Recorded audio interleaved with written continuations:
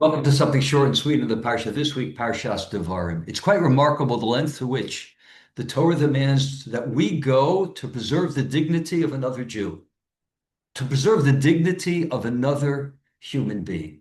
The book of Devarim contains the final speech of Moshe Rabbeinu, perhaps the longest speech ever. Moshe Rabbeinu gave his final instruction for 36 days. And he begins with a review of the sins of Klal Yisrael in the desert in 40 years. It's a veiled reference to those sins. And Rashi says it's kvodon shel Yisrael, to preserve the dignity of Klal Yisrael. These sins were not mentioned explicitly. It's quite remarkable. These sins were well known. They included the sins of the spies, the sin of the golden calf. So how much of a disgrace would it be to mention them again? And besides which, this is his final message, parting shot. He wanted them to fully do tshuva. He wanted them to be ready for the future, to understand what they had done, to move into a bright, clean future. And yet Moshe Rabbeinu weighed the matter. And he said, you know something? I need to say something. This is the time. Im lo achshavei masai. If not now, when on earth?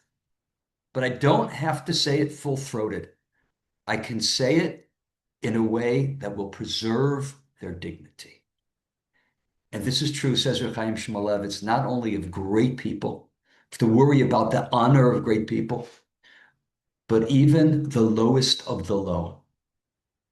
The time of Tisha B'Av, our minds are riveted on that famous story of Kamsa and Bar Kamsa. The Gemara tells us it's because of Kamsa and Bar Kamsa, the Beis Hamikdash was destroyed. And we know the story. Bar Kamsa was invited to a party erroneously, and he's sitting at the party, and the host walks in and says, "What are you doing here?" And ultimately, he's thrown out of the party in the most disgraceful way, the most embarrassing way. And what does he do? He goes to the Roman authorities, he goes to the emperor, and he makes up a story and says the Jews are rebelling. And because of him, the Beis Hamikdash is destroyed. Hundreds of thousands of Jews die. Bar Kamsa wasn't embarrassed, but let's face it, he was the lowest of the low.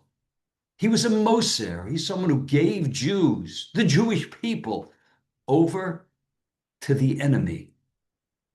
And yet, the Gemara tells us it's because of the embarrassment of Bar Kamsa that HaKadosh Baruch Hu helped him destroy the temple.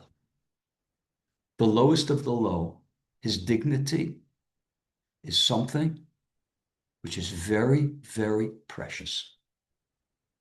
We have an amazing Meiri, the early medieval commentaries on a Gemara in Brachas, where the Gemara tells the story of Rebbe Gamliel, who was the Nasi, who was the head of the Sanhedrin, the head of the high court. And Rebbe Gamliel was fighting to preserve the unity of the court and the unity of the Jewish people. In that day, there had been many sectarians, there had been many sects of Jews that had broken off, and therefore he was very strict about once there's a ruling from the Nasi, from the Sanhedrin, that was it. Rabbi Yoshua was the Ab Bezdin. He was the second in command. Let's call him the vice president. And Rabbi Yoshua had his own mind on certain things, and he ruled differently than Rebbe Gamliel, the best friends, colleagues, but they had differences of opinion. Several times Rebbe Gamliel got word of Rabbi Yoshua's minority opinion, and he called Rabbi Yoshua on the carpet. And there are a few times he publicly made Rabbi Yoshua admit that he had disagreed with him, and he made Rabbi Yoshua act like his ruling, not like Rabbi Yoshua's ruling. One time he told him to come in your weekday clothes with your money belt, etc. Come on the day that you say is Yom Kippur, And I say, it's not Yom Kippur. I want you to come in front of me, violating Yom Kippur in your terms. The Sanhedrin did not appreciate Rabbi Gamliel. They felt that he is overdoing it. He overstepped his bounds. And believe it or not, they deposed Rabbi Gamliel. Very, very interesting. And this is an aside. The Gemara teaches us something about the response of Rabbi Gamliel and who the man was. It says the next day he was in the Beis Medrash talking matters of halacha. He didn't pick up his svarim and go home and say, I'm done with you guys. You're deposing me. No, he didn't do that. Well, anyway, the Gemara talks about the selection process for the new Nasi, who would take over for the deposed Rabbi Gamliel. And the Gemara goes through a few candidates. And the first possibility is Rabbi Yehoshua. Rabbi Yehoshua was the Abezdin. He was the vice president. So it would only make sense that he should fill the role of Nasi. The Gemara says no. The rabbis decided couldn't be because Bal Maisa Hoya. That, as Rashi explains over there, that would be too embarrassing. And therefore they couldn't do it. Too embarrassing. What's the embarrassment? Bal Maisa Hoya.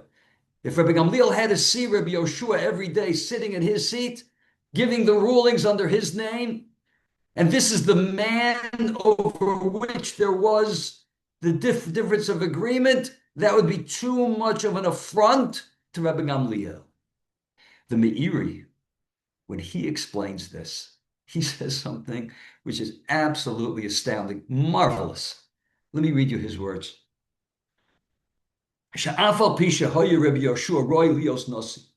Even though Rabbi Yehoshua was certainly fit to be the Nasi, most fit, lo minuhu, they did not appoint him. Because he would have too much chalisha sadas. It would upset him, would bother him too much. It would bother you too much. Who brought it on you? You brought it on you. You were being deposed because you were over the top in your treatment of Rabbi Yehoshua. So what do you mean? Bal Maisa Hoya, Chalisha Sadas. No. He needs to be removed. We can't have a Nasi behaving that way. But to rub it, the salt in the runes, to rub it in his face, no, we can't do that. We have to go to someone not as worthy as Rabbi Yehoshua for the honor of Rabbi Gamliel. But then the Meiri makes a comparison to something that I think you and I would never have compared it to. He says,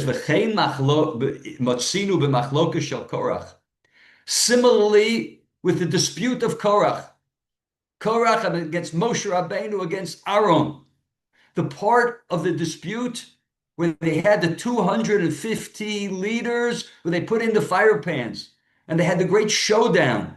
God would show for once and for all who should be the Kohen Gadol. And we know what happened. These men died. And of course, Aaron was vindicated, and Aaron was shown to be the one who HaKadosh Baruch Hu wanted. And then they were told that there would be a commemoration, memorial made from these fire pans. The fire pans that each of them took. The fire pans that proved that they were part of an insurrection. The fire pans that proved that Moshe Rabbeinu was correct, that Aaron should have been the Kohen Gadol. And HaKadosh Baruch Hu says, tell Eliezer, go ahead and tell the son, Elazar ben Aaron. He's the one that picks up the fire pans, says the Meiri. Why didn't Aaron do it? Aaron was the Kohen Gadol. That should have been his job to pick up the fire pans. Says the Meiri, Bal Maisa Hoya. That would be rubbing salt in the wounds.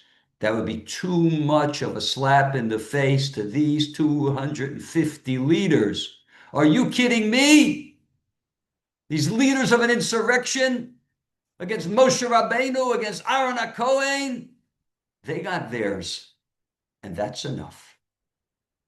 Kavod for another human being, even a horrible sinner. It's not about what he does, it's about what he is. He's a human being. He's someone niver b'tzelem Elokim. And even if his feelings aren't going to be hurt because they were no longer with us. You don't treat another human being in a way that denigrates him, that lowers his dignity, even if it's not about his feelings. What important idea for Tisha B'Av. Approach Tisha B'Av, we start thinking once again about sinas chinam, about how we treat other Jews, but other human beings. These Makoros sources have us focus on the essential dignity of another person and our obligation always, but always, to preserve that dignity. Thank you so much for listening. Have a wonderful Shabbos.